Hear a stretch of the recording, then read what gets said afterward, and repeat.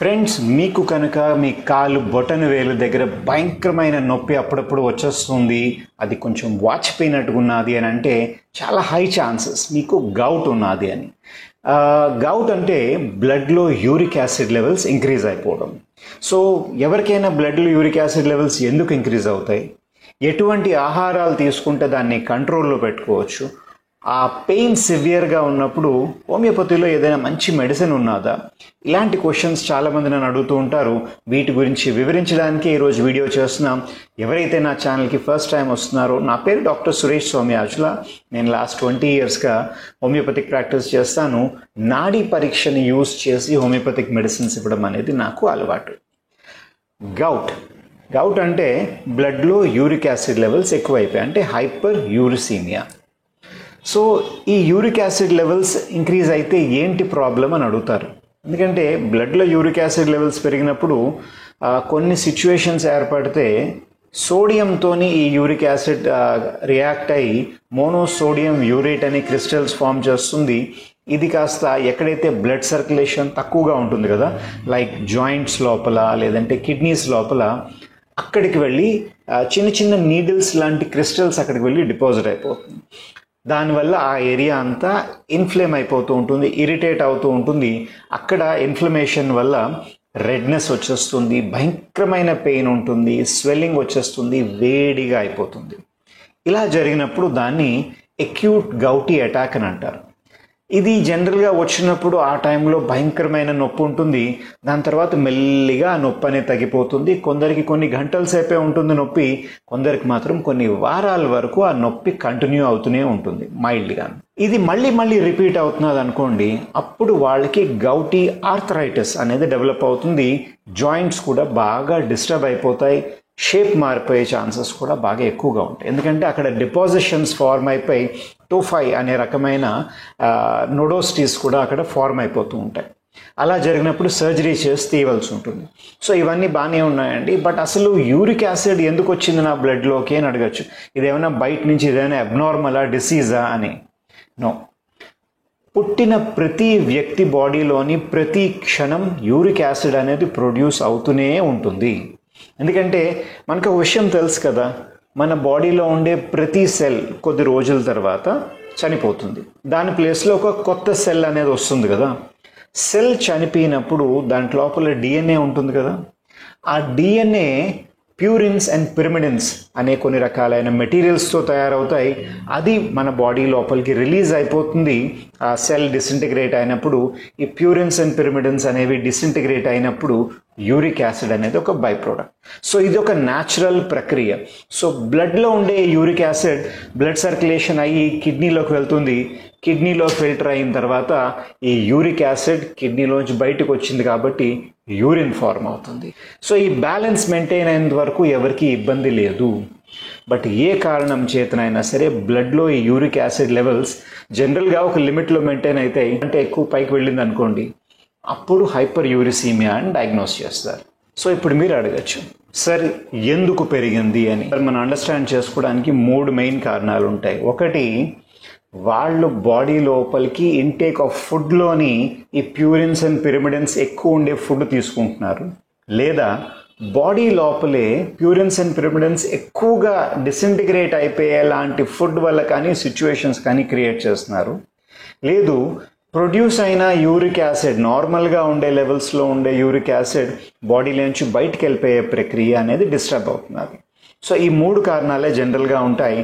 First కారణం ఏమన్నాం, వాళ్ళ intake of ఈ ప్యూరిన్స్ అండ్ పిరిమిడిన్స్ ఎక్కువైంది. అంటే ఎక్కువగా ఏంటంటే నాన్ వెజిటేరియన్ ఎవరైతే తీసుకుంటారో, లైక్ రెడ్ మీట్ ఎక్కువ తింటారు, అంటే మటన్ కానివ్వండి, లేదంటే పోర్క్ కానివ్వండి, లేదు ఆర్గన్ మీట్ అని అంటారు, అంటే ఏ జంతువుదైనా సరే లివర్, కిడ్నీ, బ్రెయిన్ ఇలాంటి ఆర్గన్స్ తినేవాళ్ళు, లేదా కొన్ని రకాలైన ఫిష్, ఇవి తిన్నప్పుడు బాడీ లోపలికి ప్యూరిన్స్ అండ్ పిరిమిడిన్స్ ఎక్కువగా వెళ్తాయి. సో అవి ఎక్కువగా డిసింటిగ్రేట్ అవుతాయి. సో ఎక్కువ అమౌంట్ ఆఫ్ యూరిక్ యాసిడ్ అనేది ప్రొడ్యూస్ అవుతుంది.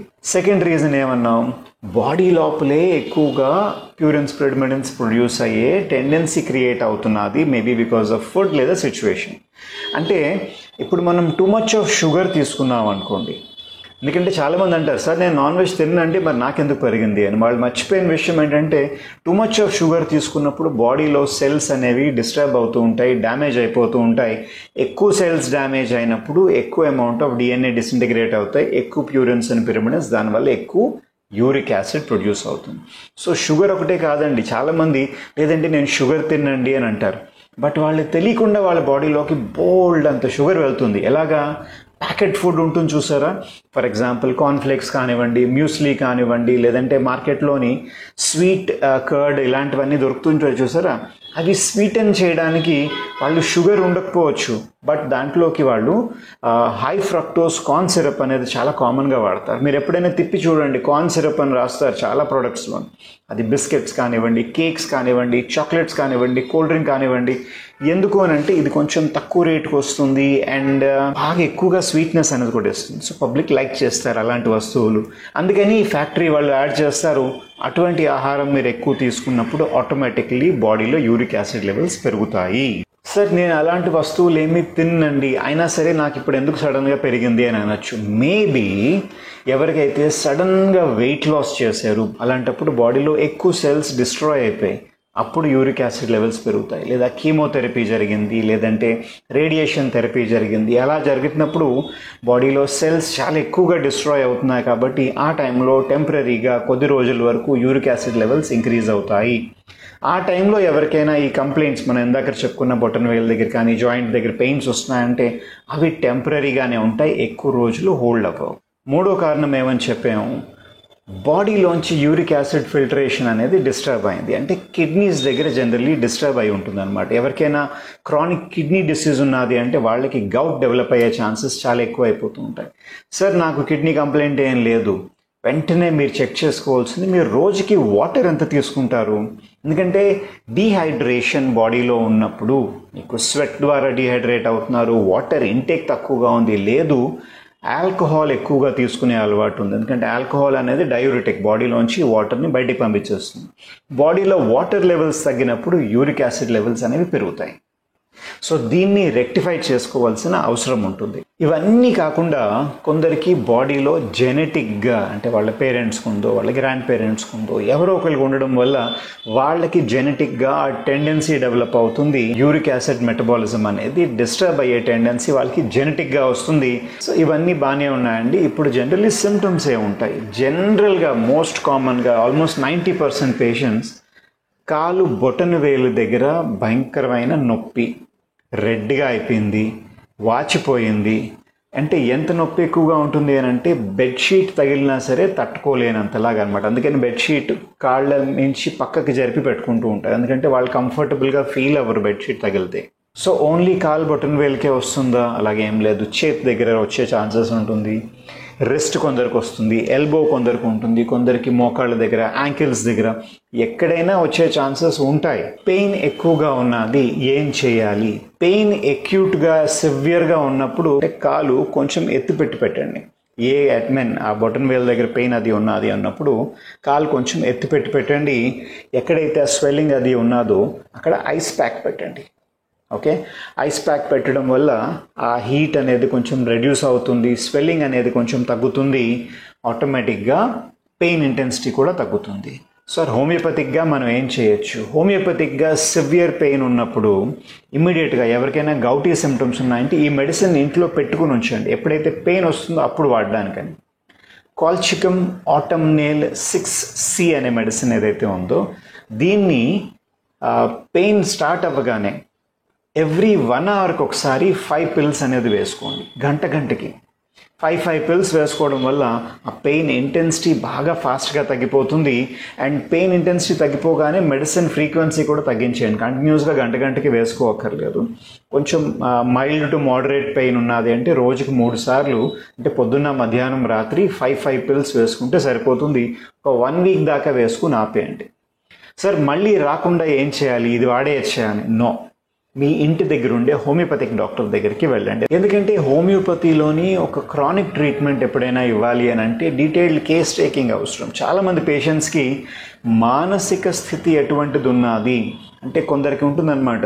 సార్ నాకు ఫలానా వ్యక్తి చనిపోయిన తర్వాత మా రిలేటివ్స్ దాని తర్వాత నాకు ఈ సిమ్టమ్స్ అన్నీ వచ్చాయండి.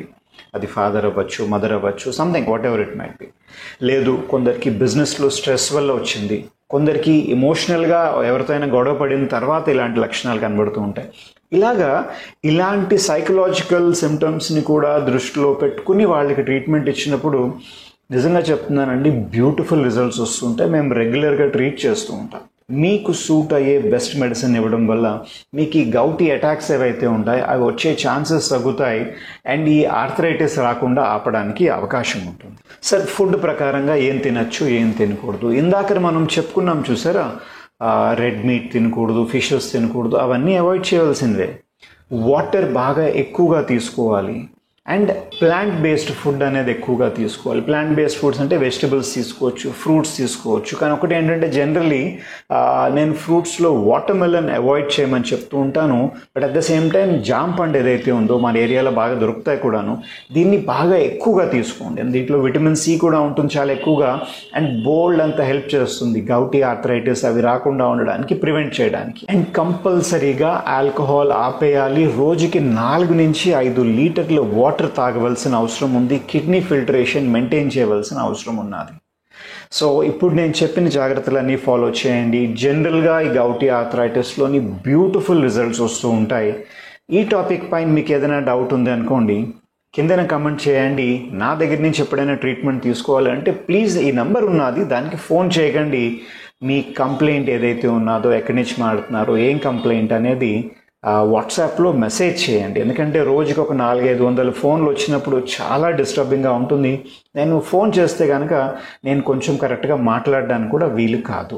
సో మెసేజ్ చేయండి, అపాయింట్మెంట్ ఫిక్స్ చేసుకున్న తర్వాత మనం ఏదైనా చేయొచ్చు. లేదు ఇంకా సింపుల్గా చెప్పాలంటే మీ ఇంటి దగ్గర ఉండే డాక్టర్ దగ్గరికి వెళ్ళండి. సో నా పేరు డాక్టర్ సురేష్ సౌమ్యాజుల. సర్వే జన సుఖినో భవంతు.